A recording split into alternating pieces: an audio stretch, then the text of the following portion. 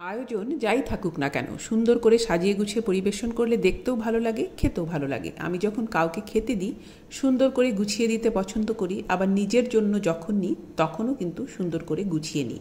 যেমন তেমন করে নিয়ে খেতে আমার একদম ভালো লাগে না। ওই বলে না, পেহেলে দর্শনধারী পিছে গুণ বিচারি। সুন্দর দেখতে না হলে খেতেও ভালো লাগে না, সে আয়োজন যাই থাকুক না কেন। আজ আমি আপনাদের সাথে শেয়ার করব বেগুন ভাজা রেসিপি। আমি ছাকা তেলে বা ডুবো তেলে বেগুন ভাজা করব, কিন্তু বেগুন ভাজা তেল টানবে না। কি করে করলে এটা হবে সেটাই আমি আজ আপনাদের বলে দেখাবো। হয়তো অনেকেই পারেন, আবার অনেকেই আছেন হয়তো জানেন না। যারা বেগুন ভাজা খেতে ভয় পান তেলের ভয়ে, তাদের জন্য আজকের এই রেসিপি খুব সুন্দর। আমি বেগুন কেটে ধুয়ে খুব অল্প করে একটু চিনি মাখিয়ে 10-15 মিনিট রেখে দিয়েছিলাম। 10-15 মিনিট পরে বেগুনের যে গায়ে জলটা ছিল, চিনির জলটা, সেই জলের মধ্যে আমি পরিমাণ করে ময়দা, লবণ, খুব অল্প করে একটু হলুদ গুঁড়ো আর একটু ঝাল লাল লঙ্কার গুঁড়ো দিয়ে একটা থিক ব্যাটার তৈরি করে নিয়েছি। বেগুনের গায়ে ব্যাটারের কোটিং করে গরম তেলে দেব।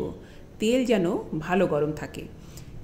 কোটিংটা এক পাশ সেট হয়ে গেলে বেগুনটা উল্টে দেব এবং তখনও ফ্লেমটা বাড়ানোই থাকবে। ওই পাশের কোটিংটাও সেট হয়ে গেলে আমি ফ্লেমটাকে একটু কমিয়ে দেব। সিমে কিন্তু করা যাবে না, একটু কমিয়ে দেব এবং উল্টে পাল্টে লাল করে ভেজে নেব।